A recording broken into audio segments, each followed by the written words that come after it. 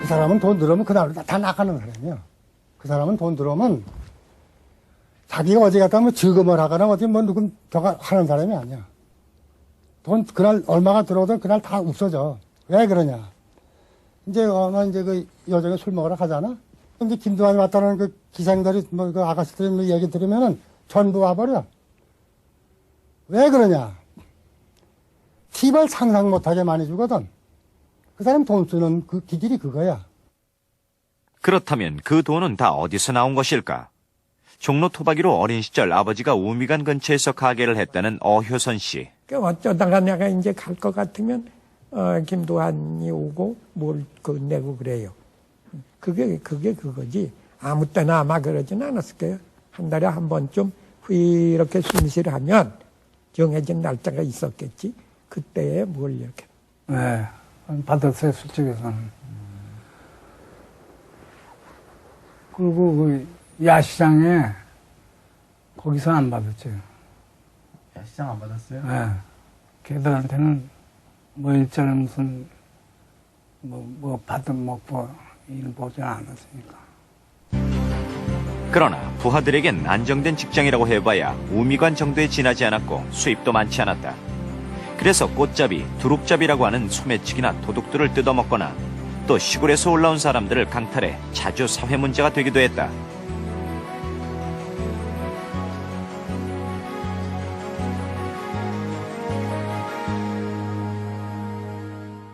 하야시 패와 김두한 패의 차이는 어쩌면 그 자금력, 즉 돈의 차이일 겁니다.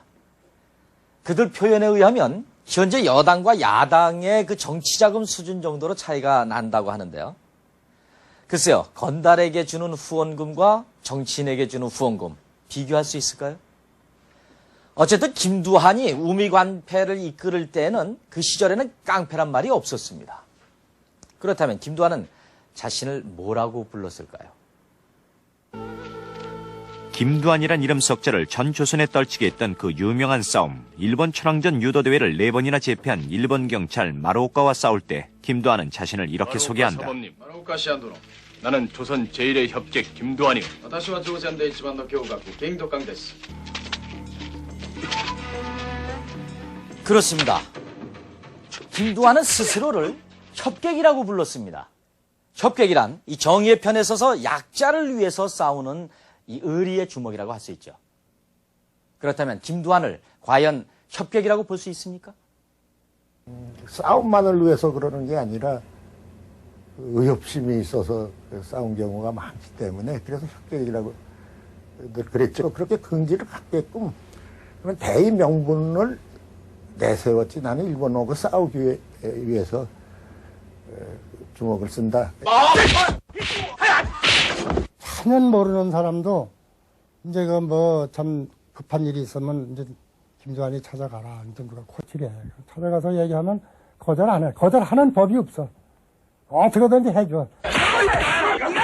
우리의 울분 같은 것을 김두한이 대신해서 다 해준 거다. 그러니까 탁 믿는 거라. 뭐 김두한이냐가 무슨 뭘 어떻게 하든지 상관없어. 억눌려 있던 조선인 민중들의 입장에서는 누군가 영웅을 기다리는 각 분야에서 안창남이 비행기를 탔을 때 영웅이 되듯이 그러니까 조선인이면 일본을 때려누는 데에서 통쾌한 대리만족을 느끼고 그 사실 자체가 오히려 실제 김두한보다 더 소문으로서의 김두한을 협교로 만든 거 아니겠느냐. 그 이익을 지키려고 하는 자체가 민족적인 조선 민족의 삶하고는 관계는 없는 겁니다. 자기 보존이라고 하는 거, 자기 조직의 보존이라는 논리 속에서 그 일본 경찰과 긴장 관계에 있었던 걸로 보여집니다. 자, 어쨌든 김두한의 싸움도 결국 크게 보면은 자신의 관할 구역을 지키려는 투쟁에 지나지 않는 경우가 많았습니다. 청계천을 경계로 맞서 있던 하야시와 자주 다퉜던 것도 결국은 자신의 관할 구역을 뺏기지 않으려는 노력이었는데요. 어느 날 하야시 패로부터 이런 도전장이 날아왔습니다. 김군 부하라, 최근 우미관포의 행패가 눈뜨고 봐줄 수 없는 지경에 이르렀으니 더는 참지 못하겠다. 10월 말일 오전 6시 장충단에서 각각 40명씩 나와 붙기로 하자.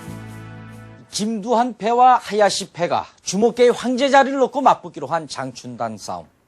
그런데 이 싸움을 이틀 앞둔 상황에서 하야시 패는 김두한 패를 기습하고 이 정보를 미리 입수한 김두한 패는 안개 낀 수표계에서 하야시 패를 맞습니다.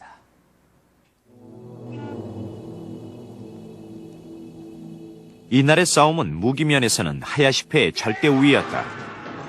야쿠자 출신인 하야시 패는 대부분 일본도로 무장했지만 조선 주먹들은 곡괭이, 삽 정도에다 맨주먹으로 싸웠다. 그러나 절박함에 있어선 조선 주먹이 우위에 있었다. 그때 많이 타치시켰어요. 그리고 여기 되게 찔러서 여기 이쪽으로 관통했거든요. 그래가지고 걔들이 이기다가도 우리한테 데려갈 것 같으면 그냥 자른하고. 수표교 결투는 결국 인근 소방서에 포착돼 경찰이 투입됨으로써 큰 싸움으로 번지지는 않았다. 그렇다면 수표교 결투를 전환점으로 하야시 패와 김두한 패의 대립은 어떻게 되었을까? 지금 이제 중앙우체국 앞에 그전에 거기 자전거가 수백 대 이렇게 있어요. 그때는 자전거밖에 없으니까 닭꼬치라는 건 몇 대 없었고. 그러면 그거 한 대 맡기면 예를 들어서 막 10원을 받든 100원을 받든 몇백 대 하면 거기서 선수는 들어가고 나가고 그 수입이 거기 노다지야 거기가. 그 노다지를 우리 줬으니까. 응? 두한이한테 그걸 내게 줬어. 그럼 네가 운영해라. 표시를 왜 해주셔. 내가 원했고. 그래서 형님 동생이 된 거야. 김두한하고 형님 동생이 돼가지고 이제 서로 가끔 이제 술자리로 같이 나누고. 그때부터는 이제 완전히 이제 친해졌지. 본정에 자전거 보관소 영업권을 넘겨받은 김두한은 하야시와 영구적인 평화협정을 맺은 것이다.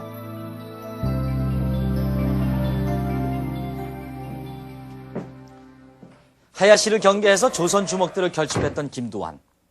그는 왜 하야시의 제의를 순순히 따르고 그를 형님으로 모셨을까요? 단순히 자전거 보관소의 이권을 얻었기 때문일까요? 혹 하야시가 가지고 있던 그 막강한 권력, 그 권력의 우산을 쓰기 위해서 하야시가 필요했던 것은 아닐까요? 30년대를 통틀어 갖가지 사건을 일으키는 주먹패는 경찰의 주요 감시 대상이었다. 일본 경찰의 잦은 검속으로 순환을 당하던 조선 주먹들은 이 때문에 늘 자신의 존재가 불안했다. 실제로 김두한도 여러 번 유치장 신세를 졌다. 그런데 수표교 전투 이후 상황은 많이 달라진 것으로 보인다. 하야시하고 친해지니까 이제 그 일본 경찰의 어떤 단속도 덜해졌겠어요. 하야시한테. 예, 맞지. 그 이후로는 경찰이 잡혀간 일이 없겠네요. 그러나 일제가 일으킨 태평양 전쟁이 말기에 접어들면서 새로운 상황이 나타난다. 때는 소화 18년인 1943년 총독부 경시청의 경무과장 야기가 김두한을 불렀다. 전쟁으로 모두들 지원병이다 진영이다 고생하는데 우미간 사람들은 손 놓고 있을까요? 지금 몇몇 동지들은 보국대에 나가서 충성을 다하고 있습니다. 그것만으론 부족하지. 저게 뭔 줄 알겠어? 바로 당신네를 구조 탄광으로 보내라는 진영장이요.天皇 핵가의 소문이 조선 주목패들에게까지 미쳤다 이 말이요. 아니, 우리더러 탄광으로 가란 말입니까? 당시 모든 것이 배급제인 상황에서 먹고 살기 힘들어진 건달들은 각지로 흩어졌고 일부는 전쟁터나 징용으로 끌려갔다. 그러나 끌려간 건달들은 곳곳에서 말썽을 일으켜 오히려 일본 군대의 골칫거리였다. 하지만 나라를 위하는 길이 꼭 전장에 나가서 싸우는 것만은 아니지 않겠나. 이렇게 해보면 어떻겠소? 당신의 휘하에 있는 주먹패들을 모아 단체를 만드시오. 단체라고요? 그렇소. 이번 성전을 후방에서 지원하는 그런 단체요. 모여서 정신교육을 받고 훈련도 받고. 그렇게 되면 징용은 안 가도 되는 겁니까? 물론이요. 이름은 당신네들이 자원했다는 뜻으로 정신대, 반도우용 정신대가 어떻겠소?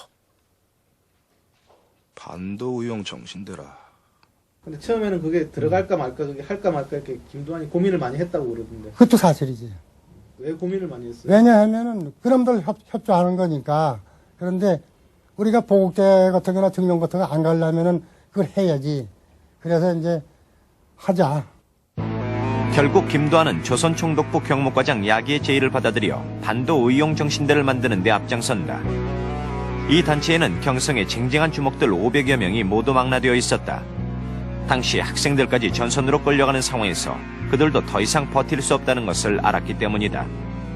그러나 일본은 조선 청년의 자원단체라는 정치적 목적을 달성한 셈이 됐고 그 후 정신대란 이름은 다양한 형태로 나타난다. 한 달에 그저 하루 이틀 다녀오면은 이제 그걸로 때우고 그 대신 이제 배급을 줘 우리한테.